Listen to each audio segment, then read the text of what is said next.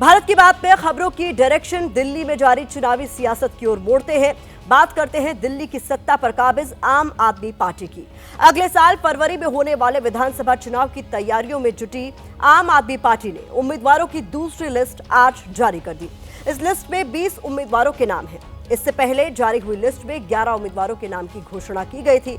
यानी कुल मिलाकर आम आदमी पार्टी ने दिल्ली की 70 विधानसभाओं में से 31 सीटों पर अपने उम्मीदवारों के नाम का ऐलान कर दिया है। आम आदमी पार्टी की कैंडिडेट लिस्ट का हमने एबीपी न्यूज के दर्शकों के लिए गहराई से विश्लेषण किया है, जिसमें कई चौंकाने वाली जानकारियां सामने आई हैं। जिन 20 सीटों पर उम्मीदवारों के नाम का ऐलान आज किया गया, 2020 में पार्टी ने उनमें से 19 सीटों पर जीत दर्ज की थी। पार्टी ने 19 में से 16 मौजूदा विधायकों के टिकट इस बार काट दिए हैं। किसी भी मौजूदा विधायक को उसकी पुरानी सीट पर नहीं उतारा गया है। साथ ही मनीष सिसोदिया और राखी बिरलान जैसे दिग्गज नेताओं की सीट भी बदल दी गई है। 2020 के चुनाव में जिन 2 सीटों पर बीजेपी ने जीत दर्ज की थी, वहां भी आम आदमी पार्टी ने नए चेहरों को मैदान में उतारा है। वहीं कृष्णा नगर और चांदनी चौक 2 ऐसी सीटें हैं जहां से पार्टी ने मौजूदा विधायकों के बेटों को टिकट दे दिया है। दोनों लिस्ट मिलाकर देखें तो आम आदमी पार्टी ने 31 में से 21 मौजूदा विधायकों के टिकट काट दिए। आम आदमी पार्टी की लिस्ट में कई चौंकाने वाले फैसले दिखे तो कुछ चौंकाने वाले चेहरे भी नजर आए। तो चलिए एक एक करके आम आदमी पार्टी की लिस्ट को डिकोड करते हैं और बदलावों के पीछे की कहानी भी आपके सामने रखते हैं। दूसरी लिस्ट में जिन 20 उम्मीदवारों के नाम हैं, उनमें पूर्व डिप्टी सीएम और शिक्षा मंत्री मनीष सिसोदिया, अवध ओझा और राखी बिरलान के नाम की चर्चा सबसे ज्यादा है। साथ ही दिलीप पांडे का टिकट कटने पर भी घमासान मचा हुआ है। शुरू करते हैं मनीष सिसोदिया से, जिनकी सीट इस बार बदल दी गई है। पूर्वी दिल्ली की पटपड़गंज सीट से 3 बार के विधायक मनीष सिसोदिया अब दक्षिणी दिल्ली की जंगपुरा सीट से चुनाव लड़ेंगे। मनीष सिसोदिया की सीट क्यों बदली गई, इसके पीछे की पूरी कहानी आपको बताएंगे, लेकिन पहले सुन लेते हैं कि इस मुद्दे पर आम आदमी पार्टी की दलील क्या है। पिछले दिनों जो शिक्षाविद अवध ओझा जी ने पार्टी ज्वाइन की, उसको लेकर के अंदर चर्चा थी कि उनको किस सीट से लड़ाया जाए। उसमें मनीष जी ने ये प्रस्ताव रखा था कि हम कहीं से भी चुनाव लड़ सकते हैं। पड़पड़गंज उन्होंने सीट ऑफर की थी और वहाँ से अवध ओझा जी को कैंडिडेट बनाया गया है और उन्होंने अपने लिए पार्टी के सामने जो पार्टी ने उनको जिम्मेदारी दी है, वो इस बार जंगपुरा विधानसभा से चुनाव लड़ेंगे। गोपाल राय जो दलील दे रहे हैं वो राजनीति की समझ रखने वाले किसी भी व्यक्ति को आसानी से हजम नहीं होगी। भला कोई नेता जिस सीट से 3 बार विधायकी जीत चुका है, वो एक नौसिखिए नेता के लिए अपनी सीट क्यों छोड़ेगा? अगर आपके जहन में भी यही सवाल है तो आप सही सोच रहे हैं। तो चलिए आपको सीटों की अदला बदली की इनसाइड स्टोरी भी बता देते हैं। 2013 के विधानसभा चुनाव में मनीष सिसोदिया ने बीजेपी को नकुल भारद्वाज जो बीजेपी के उम्मीदवार थे, उनको 11,476 वोटों से हराया था। 2015 के चुनाव में मनीष सिसोदिया ने बीजेपी के विनोद कुमार बिन्नी को 28,761 वोटों से हराया था। लेकिन 2020 के चुनाव में सिसोदिया बीजेपी के रविंदर सिंह नेगी से बड़ी मुश्किल से जीते और अंतर सिर्फ 3,207 वोटों का रहा।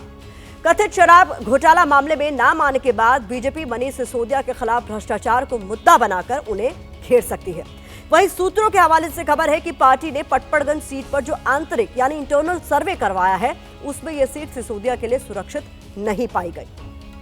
मनीष सिसोदिया की जगह आम आदमी पार्टी ने यूपीएससी के छात्रों को पढ़ाने वाले और मोटिवेशनल स्पीकर अवध ओझा को पटपड़गंज सीट से उम्मीदवार बनाया है।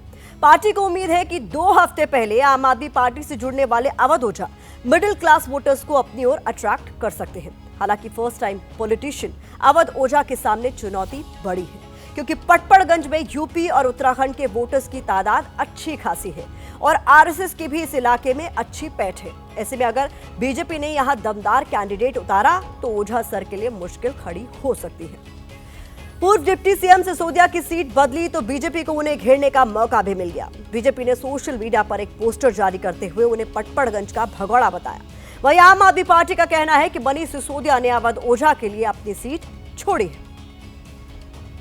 अगर मनीष सिसोदिया उप मुख्यमंत्री को भागकर एक भगोड़े की तरह अपनी सीटें बदलनी पड़ रही है, तो पूरा संदेश आम आदमी पार्टी के कार्यकर्ताओं को भी है, जनता को भी है कि हमने आप लोगों की सेवा नहीं किया, हमने सिर्फ आपको लूटने का काम किया है। पार्टी के लोग अरविंद केजरीवाल जी के साथ मिल बैठ के जो निर्णय लेते हैं, उसके हिसाब से सीटें तय। बीजेपी की अपनी सूची आने दीजिए, तब हम आपसे सवाल पूछेंगे। बीजेपी के हमले तल्ख हुए तो जवाब देने खुद मनीष सिसोदिया सामने आया और कहा कि जो बीजेपी आज उनको भगोड़ा कह रही है उसको चुनाव में करारा जवाब मिलेगा।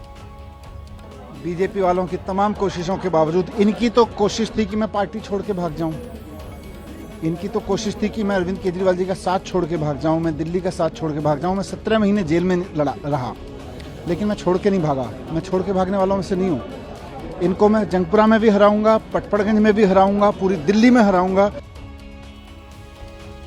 मनीष सिसोदिया और अवध ओझा के बाद आम आदमी पार्टी का जो नेता सबसे ज्यादा चर्चा में है वो है दिलीप पांडे। 2013 में जब अन्ना आंदोलन शुरू हुआ था तब दिलीप पांडे ने विदेश में सॉफ्टवेयर इंजीनियर की नौकरी छोड़कर आम आदमी पार्टी ज्वाइन कर ली थी। उसके बाद से ही वो अरविंद केजरीवाल की कोर टीम का हिस्सा है। 2020 के विधानसभा चुनाव में पार्टी ने उनको तिमारपुर सीट से उतारा। तब उन्होंने बीजेपी के सुरेंद्र पाल सिंह बिट्टू को 24,000 से ज्यादा वोटों से मात दी। लेकिन 5 साल में सारे सियासी समीकरण बदल चुके हैं। आम आदमी पार्टी की लिस्ट से दिलीप पांडे का नाम आउट है और जिन सुरेंद्र पाल सिंह बिट्टू को हराकर वो विधायक बने थे, वही बिट्टू इस बार आम आदमी पार्टी के टिकट पर तिमारपुर से चुनाव लड़ने वाले हैं। आखिर ऐसा क्या हुआ कि आम आदमी पार्टी को दिलीप पांडे जैसे कद्दावर नेता का टिकट काटना पड़ा? इसके पीछे भी कई फैक्टर्स हैं। दरअसल दिलीप पांडे जिस तिमारपुर सीट से विधायक हैं उसके दायरे में ओल्ड राजेंद्र नगर भी आता है और 27 जुलाई को इसी ओल्ड राजेंद्र नगर में यूपीएससी की तैयारी कर रहे 3 छात्रों की कोचिंग सेंटर के बेसमेंट में डूबने से मौत हो गई थी।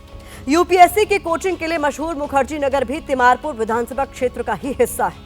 3 छात्रों की मौत के बाद से ही यूपीएससी की तैयारी करने वाले छात्रों में और इलाके के लोगों में आम आदमी पार्टी को लेकर काफी नाराजगी बताई जा रही है। सूत्रों के मुताबिक इसी वजह से पार्टी ने दिलीप पांडे को तिमारपुर से नहीं उतारने का फैसला लिया है। वहीं सुरेंद्र पाल सिंह बिट्टू कांग्रेस के टिकट पर पहले भी 2 बार तिमारपुर से विधायक रह चुके हैं। हालांकि बिट्टू ने 2020 का चुनाव बीजेपी के टिकट पर लड़ा था और हार का मुंह देखना पड़ा। ऐसे में आम आदमी पार्टी को उम्मीद है कि बिट्टू इस बार उनकी नैया पार लगा सकेंगे। हालांकि टिकट कटने के बाद दिलीप पांडे के समर्थकों ने काफी हो हल्ला मचाया और बिट्टू के विरोध का ऐलान भी कर दिया। मामले ने तूल पकड़ा तो दिलीप पांडे खुद सामने आए और सोशल मीडिया पर अरविंद केजरीवाल के साथ अपनी तस्वीर पोस्ट करते हुए उन्होंने लिखा कि अब समय है आम आदमी पार्टी में ही कुछ कर और करने का। उनकी तरफ से लिखा गया कि तिमारपुर विधानसभा में चुनाव जो भी लड़े, दिल्ली के मुख्यमंत्री तो अरविंद केजरीवाल ही बनेंगे और हम सभी दिल्ली वाले मिलकर ये सुनिश्चित भी करेंगे। इसके अलावा दिलीप पांडे ने एक और चिट्ठी सोशल मीडिया पर पोस्ट की है जिसमें उन्होंने नाराजगी की खबरों को खारिज करते हुए अरविंद केजरीवाल का साथ देने की बात कही है। आम आदमी पार्टी 2 किश्तों में 31 उम्मीदवारों के नाम का ऐलान कर चुकी है, लेकिन जिस तरीके से मौजूदा विधायकों के टिकट काटे गए हैं और दिग्गजों की सीटें बदली गई हैं, उससे कई तरह के सवाल भी उठ रहे हैं। पहला सवाल ये कि क्या आम आदमी पार्टी को सत्ता विरोधी लहर का डर सता रहा है? 31 में से 21 विधायकों की सीट काटे जा चुके हैं। ऐसे में सवाल यह है कि क्या दिल्ली के वोटर्स आम आदमी पार्टी के विधायकों से नाराज हैं? क्या पार्टी जीत के लिए तोड़फोड़ में जुट गई है? ये सवाल इसलिए क्योंकि हाल ही में बीजेपी और कांग्रेस के कई नेता आम आदमी पार्टी में शामिल हुए। एक सवाल ये भी है कि क्या इस बार दल बदलूं के भरोसे जीतेगी आम आदमी पार्टी इन चुनाव में? तो ये तमाम तरह के सवाल हैं। इनका जवाब दिल्ली विधानसभा चुनाव के जब नतीजे आएंगे उसके बाद मिल ही जाएगा। लेकिन फिलहाल चुनाव से पहले जिस तरह की हलचल है उसका हर एक अपडेट आपको भारत की बात में मिलता रहेगा।